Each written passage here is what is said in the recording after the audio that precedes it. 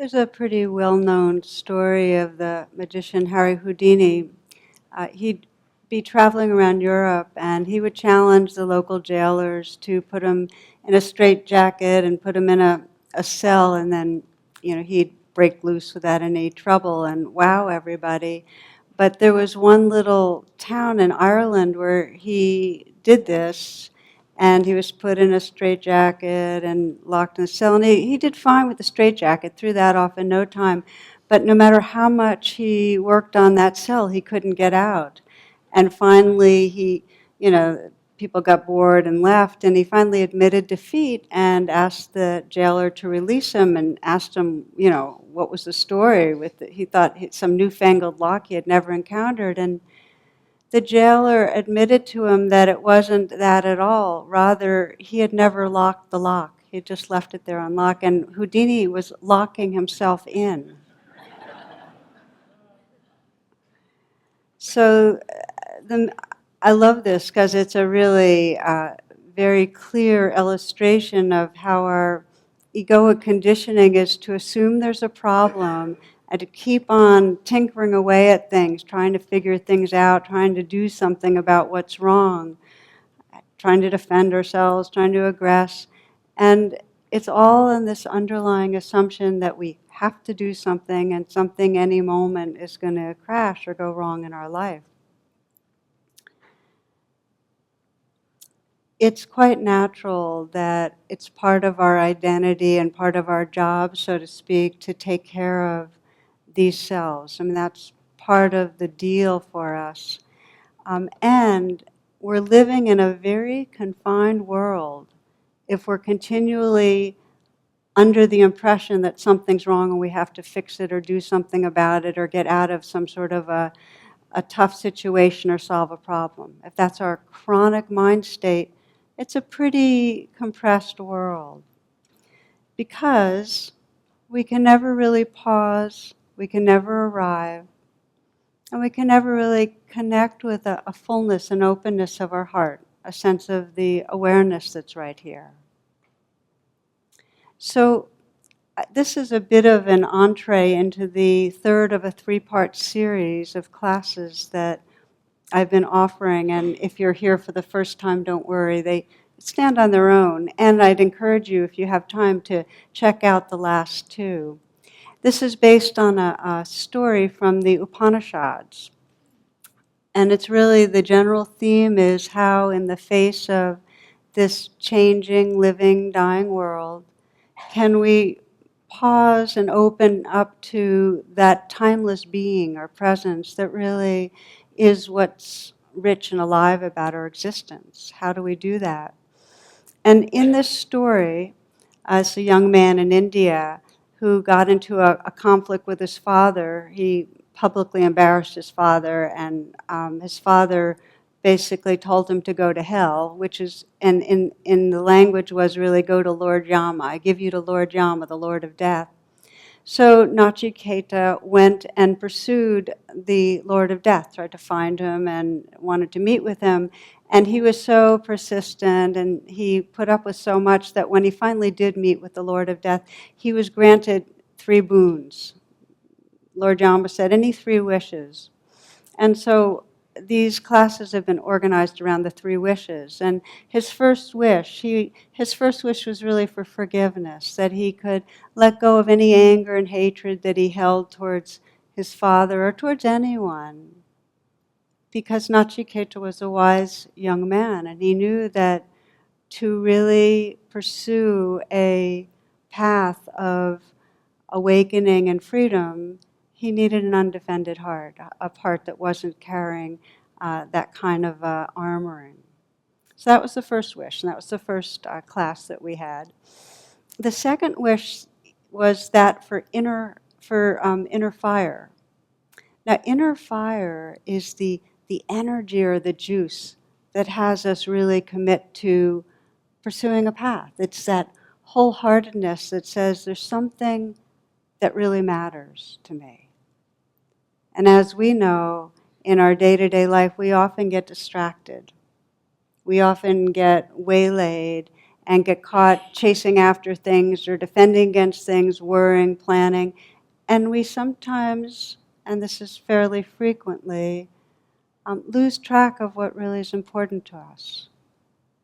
The reflection is sometimes if you were at the end of your life looking back, what would really matter? And we forget that. So that was the second week. His third and final wish, our boon, was really for self-realization. It was really that wish, I want to know my true nature. I want to know who I am. And as a response to that wish, Lord Yama gave him a mirror. And he said, the path of self-realization is to look into your own awareness. I could tell you things, but they wouldn't make a difference. Each one of us needs to look into our own minds, our own awareness to discover what's true. So that's the theme of this class. It's really how do we discover our nature? How do we look back into our own awareness? And it's based on this capacity. Each of these wishes is really for something we all have. We all have a capacity to let go of hatred. We all have a capacity, that energy of wholeheartedness that can be in love with waking up and give ourselves to it. And on this third boon, we all have what's called a self-reflexive awareness, this capacity for awareness to look at itself, to sense its own luminosity and love. Okay, so we'll look more closely into this. And I first bring to mind, what happens when we look in a real mirror? And as you know, we look in a real mirror, and sometimes we'll look and we'll see the person that, kind of look like my parent by this age, or we'll sometimes look in the mirror and see somebody that doesn't fit our idea of how we should be looking, and we'll have all sorts of judgments or opinions. But what is really going on, if we really kind of reflect on it, is that the consciousness that's looking into the mirror is outside of time. So that while our bodies might change, if we keep looking through different ages in our life, our body and our face will change, the same consciousness, that's outside of time. That doesn't change. That is changeless. So consciousness or awareness isn't something we have to go find. You don't have to go somewhere. It's like this idea, is consciousness there, and like we're grabbing at it, but it's not out there. A very simple exercise I like to do, we can just do it for a moment, is to sit and just close your eyes for a moment. This will take about 10 seconds. You don't have to adjust how you're sitting or anything. For the next 10 seconds, try not to be aware.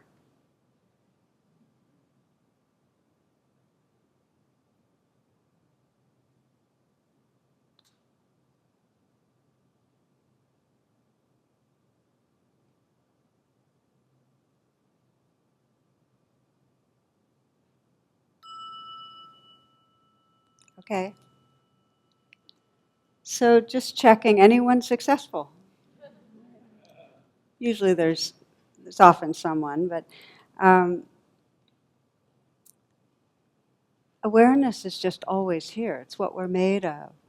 But we don't notice it usually because our attention is fixated on objects.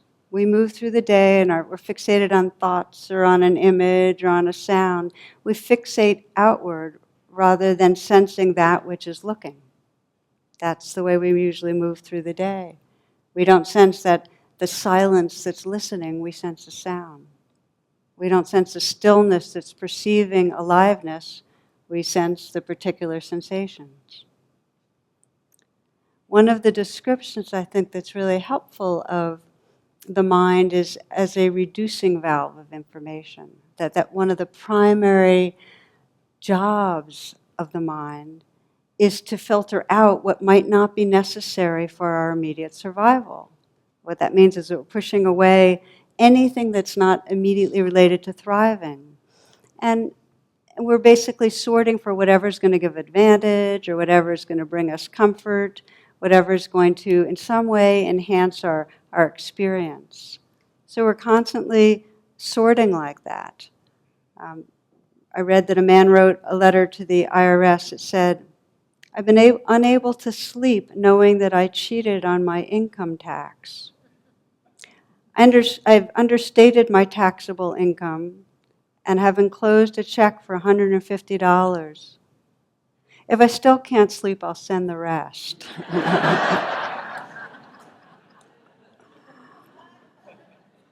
So we move through and we strategize constantly, and we put aside information and the world that's not so useful. And I sometimes think of this when I'm walking in the morning with my dog, Katie. We'll be out in the river, and I'll notice it for a while in the walk. I'm kind of turning on what do I have to do today, and what did I forget, and something that's come up that I'm, involved with. And then gradually, I'll say, oh, those are a lot of those. That's the fixating. I'll just open up, and it'll just become sounds and sense and the sense of the presence that's here. In other words, I'll stop the reducing valve activity. Meanwhile, Katie is constantly fixating on every possible squirrel that can go along. It's just a different kind of intimacy with life, that she's involved with. But it's really interesting to watch the mind, how so quickly it's habituated to kind of follow a track versus stay open and just include whatever is entering our senses. And if you think about today, or most days, how we move through, we're usually like Houdini. We're usually trying to solve a problem or get things done. We're trying to move towards something else. It's a reducing valve experience. And part of what makes it so confining, if we're really paying attention to it, is that the storyline we're fixating on is almost always about moi. Okay? It's not just a reducing valve, it's a reducing valve on the story or narrative of self. What am I going to do? What's going to help me? What's going to hurt me? It's like on and on and on. So I sometimes call this the spacesuit self. That's everything is about this spacesuit that's going to help us navigate through the day. This is the reducing valve of the mind. This starring ourself. And what that means is, when we have the story about ourself always going on, what happens when we think about others? Well, in a way, all we see is their spacesuit, right? We don't see who's there. If we're not aware of our own presence, we don't detect another's presence. Does that make sense?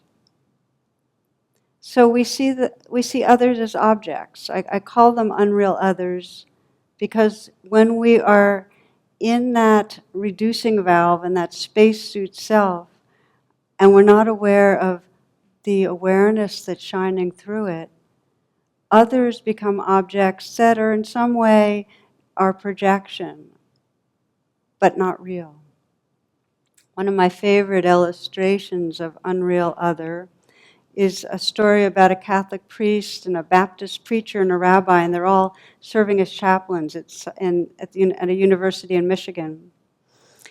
And they get together once a week for coffee and talk shop. And one day someone made this comment that preaching to humans isn't really that hard, but what could be really challenging would be preaching to a bear. Okay? So one thing leads to another, and they decide to do an experiment. They're all going to go to the woods, they're going to find a bear, and they're going to preach to it and attempt to convert it to their particular faith. Okay? So this is it's friendly competition. 7 days later, they come together to discuss what happened. Father Flannery, who had his arm in a sling and had various bandages on his body, goes first. Well, he said, I went into the woods to find me a bear, and I found him.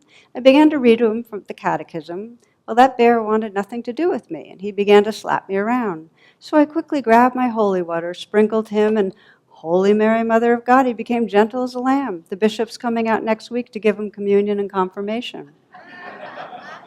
Reverend Billy Bob spoke next. He was in a wheelchair, had one arm and both legs in a cast. In his best fire and brimstone oratory, he claimed, well, brothers, you know that we don't sprinkle. I went out and I found me a bear, and then I went down to read to my bear from God's holy word, and that bear wanted nothing to do with me, so I took hold of him. We began to wrestle. We wrestled down one hill and up another and down another, and we came to a creek. So I quickly dunked him, and I baptized his hairy soul. And just like he said, he became gentle as a lamb. We spent the rest of the day praising Jesus. Hallelujah. Okay. The priest and the reverend both looked down at the rabbi. He was lying in a hospital bed. He was in a body cast and traction with IVs and monitors running in and out of him. He was in really bad shape. The rabbi looked up and said, looking back on it, circumcision might not have been the best way to start.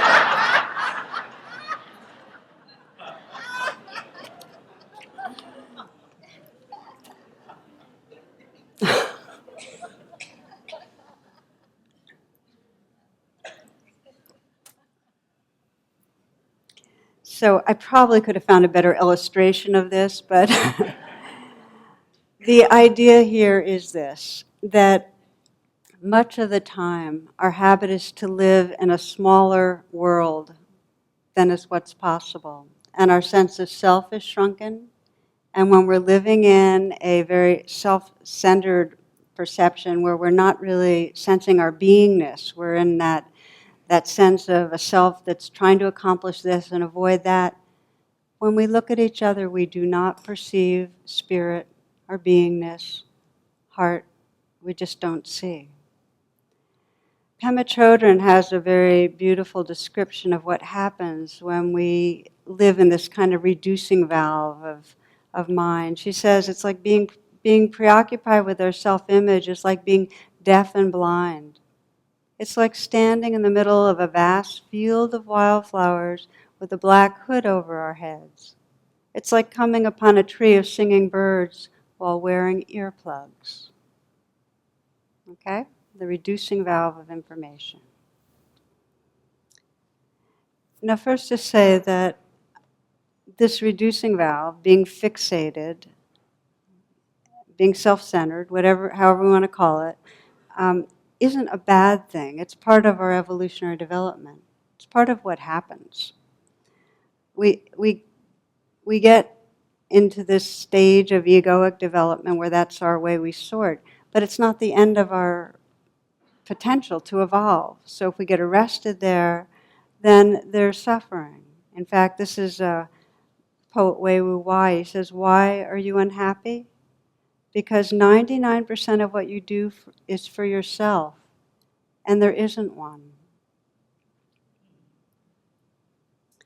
Now, some people might hear that and grasp it intellectually and sense, well, yeah, I kind of get it that, there's an idea of self, but everything's moving around, and there's nothing solid in there.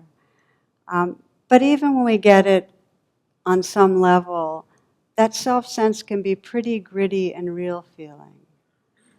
And, even the most rudimentary constellation of cells are designed to have a perception of a self in here and a world out there. So we are designed to perceive selfness. That doesn't mean that we aren't also designed to wake up out of that perception, but that is part of the design. So if you feel like you move through most of the time feeling like, yeah, there's a self in here, you're in good company. So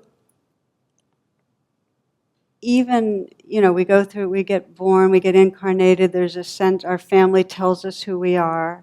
It can become very, very solid. And yet when we begin to reflect, this is the self-reflexive awareness, begin to look deeply, we can start seeing past that perception to something larger. So here's a reflection for you, if you want to just close your eyes for a few moments.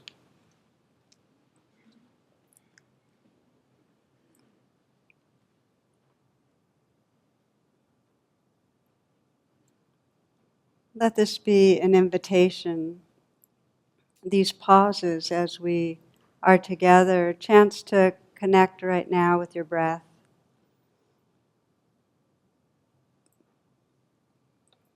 To feel your presence right here.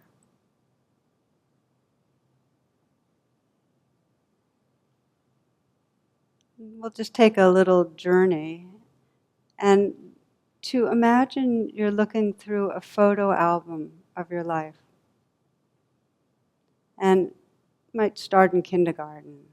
Just take a look at what you see. Maybe if you're not very visual, it's fine. You'll get a kind of felt sense of it. Some sense of yourself in kindergarten. You can jump to high school. Kind of what you might have looked like, what was going on for you, what mattered. When you started your first job.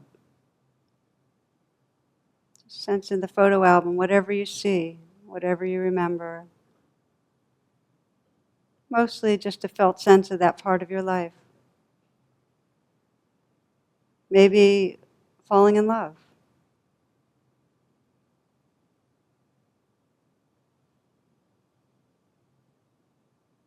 Sensing the person who fell in love. What was mattering then? Maybe in the photo album when you're having a first child, if you happen to have had one.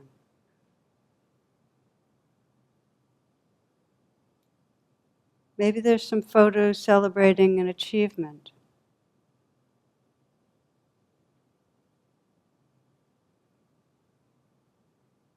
But also there'll be photos of times of great insecurity or loss. You might let some of those come up. Failures, breakup in relationship, loss of a dear one.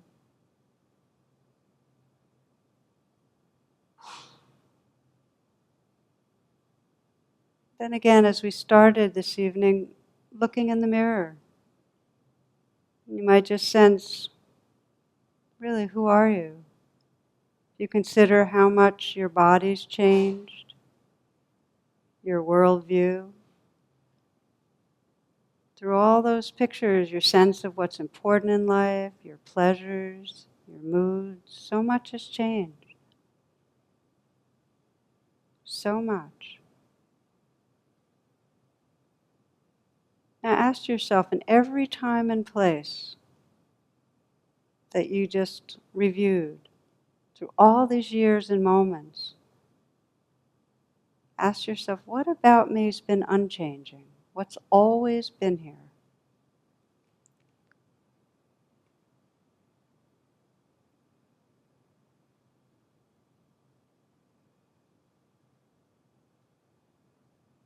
Through all those different moments, what has always been here?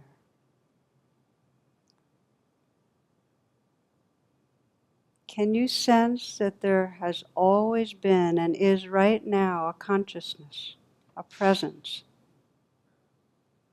that knows? Just that purity, a presence that knows, a space of awareness that perceives what's happening.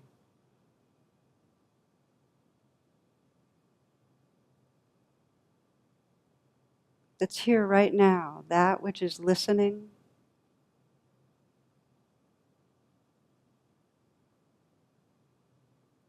If you can begin to realize this mystery within your own existence, your relationship to this changing world shifts. You can hold the personal sense of self more lightly. You won't react so much when things don't go your way. As one Tibetan teacher writes, if everything changes, then what is really true? Is there something behind the appearances? Something boundless and infinitely spacious in which the dance of impermanence and change takes place?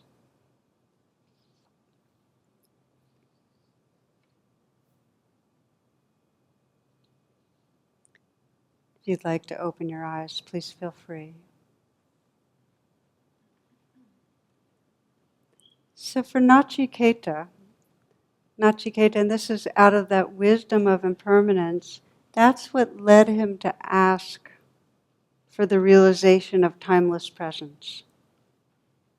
He was with Lord Yama, he was recognizing, hey, it's all going to go. just the way many of us here know these bodies are going to go, these minds are going to go, we're going to lose all we love. What is it we can really take refuge in? And for Nachiketa, out of that wisdom of impermanence, he asked to know that which is timeless. Some might call it spirit, some might call it Buddha nature, some might call it God, his own realized beingness. That's what he asked for. What's beyond this changing world? The author and Dr. Rachel Remen has a story that speaks to this. She says, for the last 10 years of his life, Tim's father had Alzheimer's disease. Despite the devoted care of Tim's mother, he had slowly deteriorated until he had become a sort of walking vegetable. He was unable to speak and was fed, clothed, and cared for as if he was a very young child. One Sunday, while Tim's mother was out doing the shopping, Tim and his brother, then 15 and 17, watched football as their father sat nearby in a chair. Suddenly, he slumped forward and fell to the floor.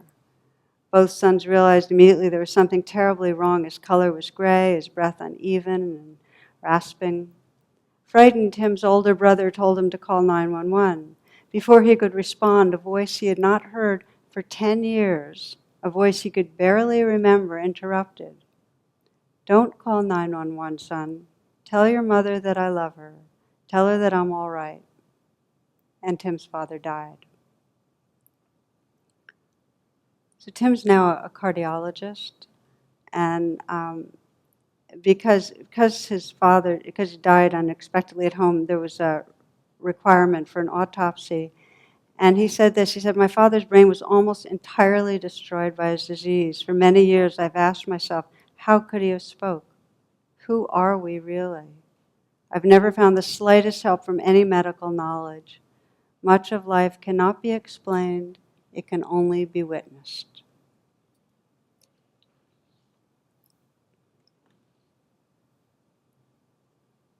So again, that reflection.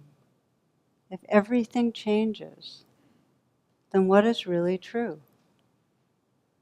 If you just close your eyes and sense, right this moment, that everything your attention can pick up on is moving and changing. There's nothing holding still. Sounds don't hold still, sensations. If everything is changing, then what's really true? So we're going to do some meditations that actually dive into this a little more, but just to say that the deepest practices that are in any of the traditions of the Dharma, of this path, are turning towards this mystery, towards this timeless consciousness, this loving awareness that has no form. And so the practices are really just to turn in and turn towards awareness itself. And it sounds like it should be inviting, but it's not always that way at first. So I want to speak to that before we practice. Because I like Lily Tomlin puts it well. She says, I always knew I wanted to be somebody, but I guess I should have been more specific. You know, what do we find? Well, I remember when I first went to a retreat up at the Insight Meditation Society, and there was a sign up, and it said, self-knowledge is not always or necessarily good news, you know. So when we first look within, what do we see? When we first turn the attention inward, is it vast, luminous awareness? Often not. Often a lot of waves have been stirred up, and instead we're finding obsessive thinking or some addictive craving or pain in the back or anxiety or something like that, right? When we start to meditate, we turn the attention. Is it luminous aware? No. It's a lot of waves kicked up. We're seeing, imagine the ocean. We're seeing the surface activity of the waves, but they can be really strong. You know, when the ego is activated, those waves, whether it's fear or wanting, really possess us. So the first domain of practice that all of us begin with and keep coming back to, no matter how advanced we get, is the domain of learning to work with the waves. Learning to bring a kind and clear and dedicated presence to whatever waves come and go. What happens, and this is the alchemy of presence, is that if you have craving or anxiety or anger or whatever, those kind of waves going on, if you're willing to stay, not act out of them, but stay, and in some way keep witnessing and feeling and sensing what's there, gradually what happens is the sense of who you are shifts from being inside those waves. You know, I'm the victim, I'm the angry one, the perpetrator, whatever it is. You shift from being inside the waves to being the ocean that's aware of the waves. Your sense of beingness enlarges and you're resting in something larger. And that shift is really the essence of freedom. You become the ocean aware of the waves. So a lot of practice that we're doing is working with the waves that are stirred up and rediscovering a sense of presence that has room for them. So once there's a calming down, once the waves aren't so sticky or possessing us, then we can begin to look directly into awareness and sense the oceanness itself. I think a good metaphor that might be helpful is to consider it that, first of all, most of the time we're looking at objects, at the waves. We rarely look at the formless ocean. But to think of it as in terms of what happens at a movie theater. When you're in a movie theater and there's a movie going on, you're very, very absorbed in the action. Just like when there's thoughts, we're absorbed in the action. So there you are, and you're mostly lost in the storyline that's on the screen. But if there's some gaps in the action, things slow down enough, you might start being aware of the person that's sitting next to you and the smell of popcorn and kind of just the movie theater. Sometimes that happens. And if you looked behind you to the source of the movie, in other words, rather than seeing, there's light coming out and it's coming through a filter and you're seeing the changing scene on the screen, rather than that, if you look back and back, what you end up seeing is the source of the movie, which is light, undifferentiated light. That's what it's like to look back into awareness. We usually see what comes through the filters and we fixate on the storyline. But if we turn around, we see a kind of luminous quality of presence itself. Now, a couple of precautions, because we are going to be playing with this some tonight. We're going to practice a little, we have enough time. The attitude is everything. If you want to explore looking into awareness, the attitude that makes it possible is one that is light. There's a light touch. Friendly, interested. Interested's the big one. Really curious about, well, who am I? Or what is awareness? That there's a real curiosity about reality. And knowing that it's very easy to turn towards awareness and have this sense like you're supposed to see something and get frustrated. And so that's why the lightness is really important.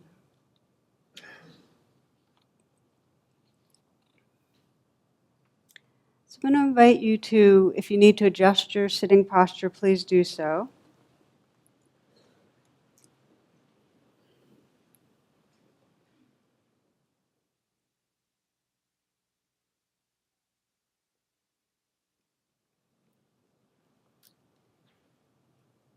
You might close your eyes.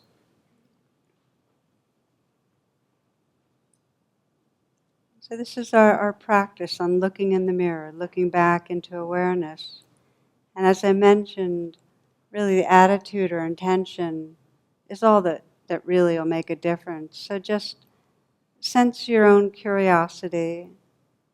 Let go of some notion that there's a way to do this right, because there isn't. Just it's an experiment.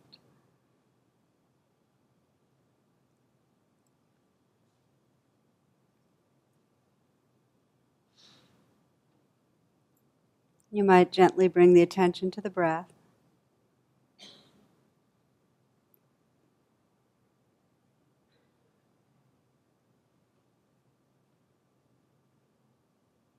And notice the waves that are here. And by waves, I mean notice the play of sensations in your body.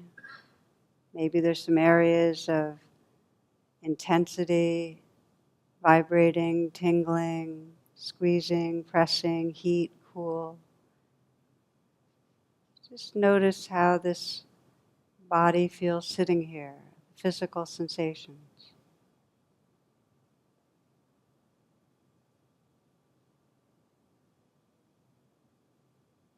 See if you can relax with the waves, relax with what you're feeling.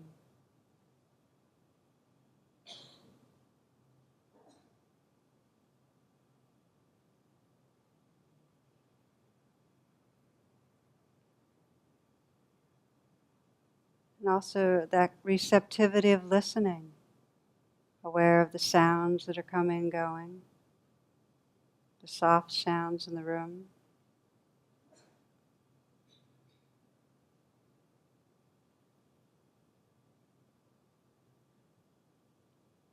And the more distant sounds.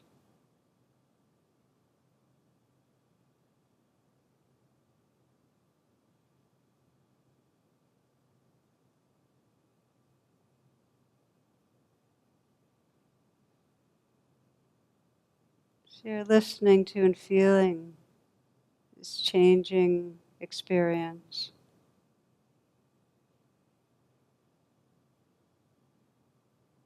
You might sense it in the foreground. Sensations, feelings, sounds.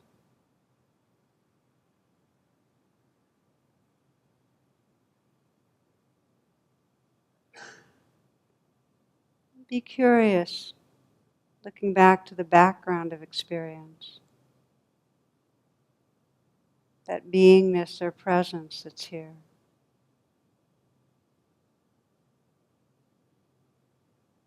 You might ask, who am I?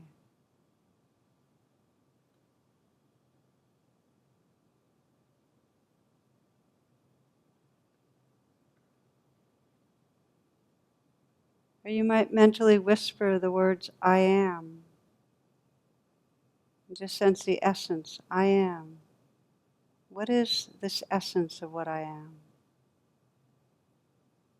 Is there any center or boundary to what I am? Anything solid?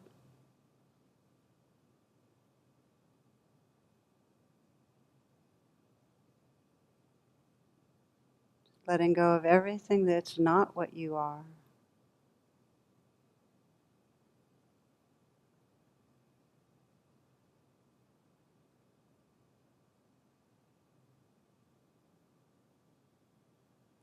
Perhaps you're aware of sounds right now. Listening.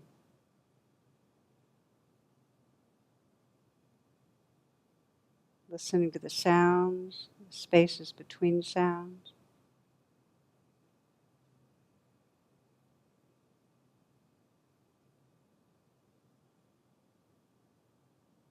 And you might ask, well, what is listening right now?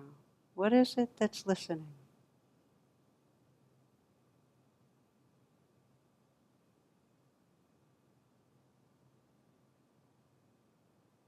Gently turning the attention towards awareness itself. And then just let go into whatever you notice. Just let go into it.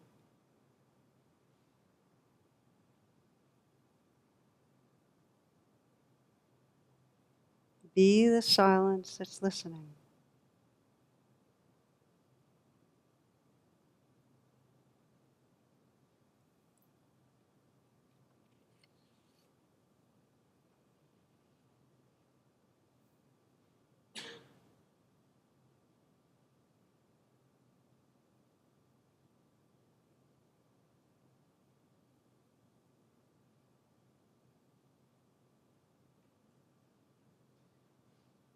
Wherever the attention is right now, you might notice it. Sounds, sensations, thoughts. And then just to ask, well, what is aware right now? What is it that's listening or aware of thoughts? Turning the attention, looking back. What is it? And then let go.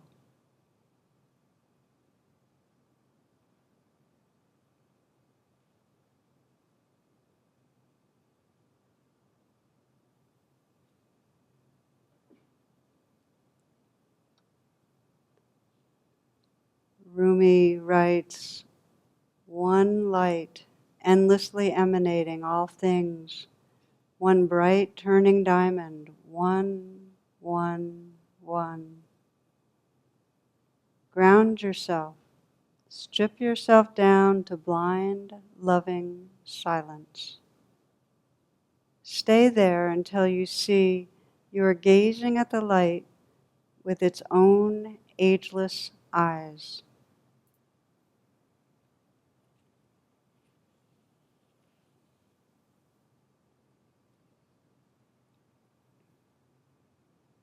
You continue meditating if you'd like, or if you'd prefer to open the eyes. Please do. So this is the most essential or deep of all spiritual questions, really, which is, who am I? And when we ask that, what do we find? One of the great sayings from the Tibetan tradition is that the supreme seeing is the seeing of no thing.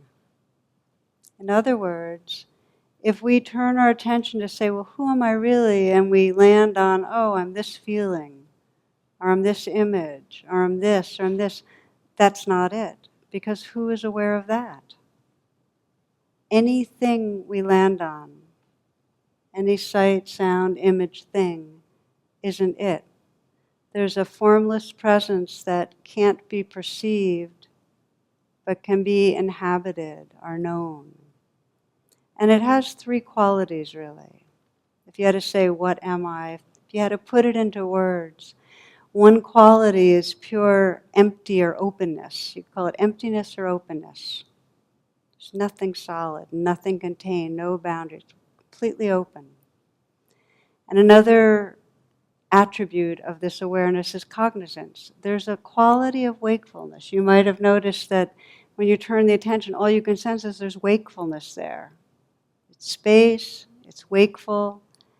And if you keep paying attention to that experience of presence, you'll find that it's naturally got a quality of tenderness or warmth in response to whatever arises. Openness, cognizance, and tenderness, also described as compassion. So back to Nachiketa, at the end of the story, we see a young man who's realized this refuge of awareness, has realized this formless, luminous presence, and he's bowing to Lord Yama a final time, and he's totally at peace. This is the way the story ends. And then, as if by magic, the landscape of the kingdom of death changes to the spring rice fields of his native India. And in this, a last secret is revealed to him, that death and birth are not separate. Renewal comes by dying. When we've faced death and aloneness, when we've realized that formless presence, in other words, when we've realized that awareness that's just pure, empty, cognizant tenderness, when we've realized that, we're not afraid to live. If we know the timeless awareness, we're not afraid to live. So it describes that he could be in his life now unafraid. Everywhere we go becomes holy ground. Nachiketa knew this in his heart and walked off towards his home to embrace his father and start a new life. And I love that ending because it doesn't land us up in empty luminous awareness. It says that's what we are, and this life continues to unfold and we can cherish it. That's the gift. We can step on the earth and listen to the birds and taste the food.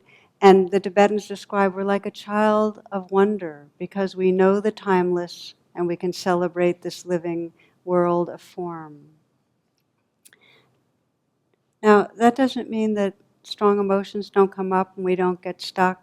It doesn't mean that we don't feel fear or grief, but we have the capacity to remember who we are beyond that. I think one of the most beautiful examples I've heard of that, some years back, Thich Nhat Hanh described his experience of his own mother's death, and he said it was one of the great misfortunes of his life, and that he had grieved for her for more than a year. And then she appeared to him in a dream. And in it, they were having this wonderful talk, and she was young and beautiful. And he woke up in the middle of the night and had the distinct impression that he had never lost his mother. She was alive in him. And when he stepped outside his monastery hut and began walking among the tea plants, he still felt her presence by his side. And as he says so beautifully, he writes, "She was the moonlight caressing me as she had done so often, very tender, very sweet." Continuing to walk, he sensed that his body was a living continuation of all his ancestors, and that together he and his mother were leaving footprints in the damp soil.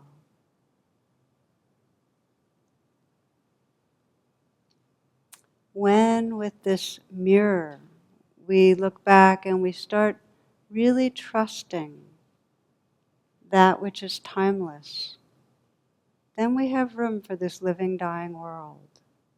We have room. Again, Thich Nhat Hanh says, all I had to do was look at the palm of my hand, feel the breeze on my face or the earth under my feet, to remember that my mother is always with me, available at any time. So we'll close our class with a brief meditation that bring together these three gifts that Nachiketa asked for. I think you'll find this closing is really pointing to that each of the gifts is something you already have inside you, but you can choose to awaken it. So for these last few moments, just to close your eyes, I'd like to invite you to let that smile that we often practice with, let it spread through the eyes, lifting up the corners of the eyes. Feel the smile at the mouth, inside the mouth. And let that smile spread through your heart now.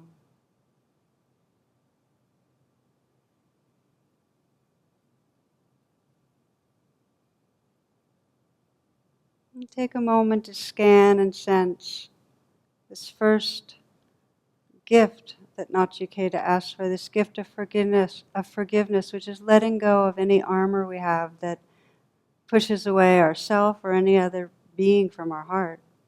Just sense if there's any way that you're holding against yourself right now.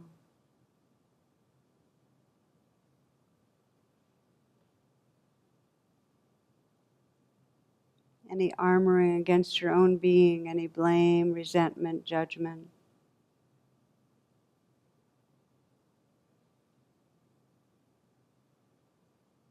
Feeling your intention to let go, to be kind.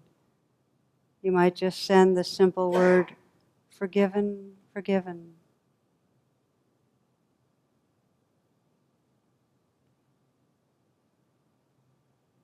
Just sense how even the intention to forgive begins to soften us. Sense if there's some way you're holding against another person that comes to mind.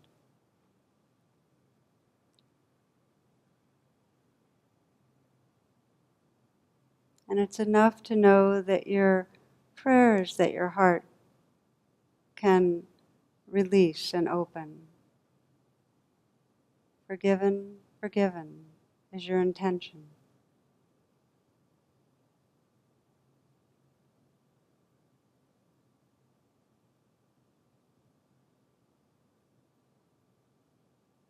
Sensing if you were at the end of your life looking back, what would most matter? Right this moment, what would most matter? What is it you most value?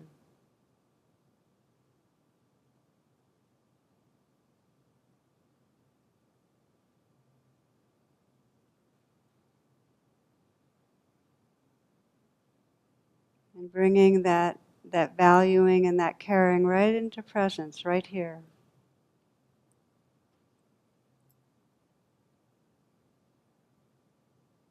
Opening fully to the aliveness right in this moment, not waiting.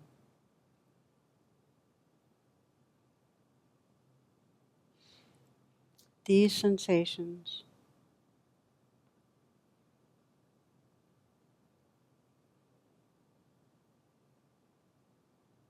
these feelings, these sounds,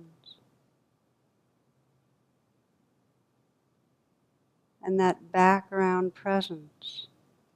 If you turn back and glance, just a light turning back into awareness. It's just to sense that which is aware, that's always been here.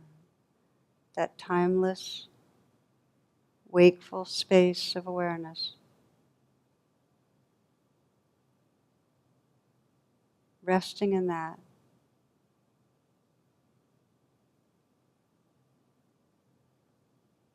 At home in who you are.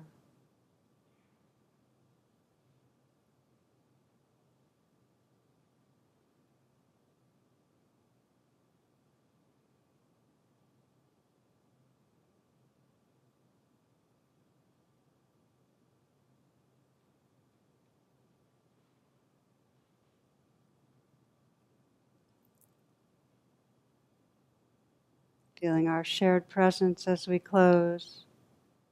Our shared heart space. May all beings everywhere awaken to the loving presence that's their very essence. May all beings live from loving presence. May there be peace on earth, and may there be peace everywhere. May all beings everywhere awaken and be free. Namaste and thank you.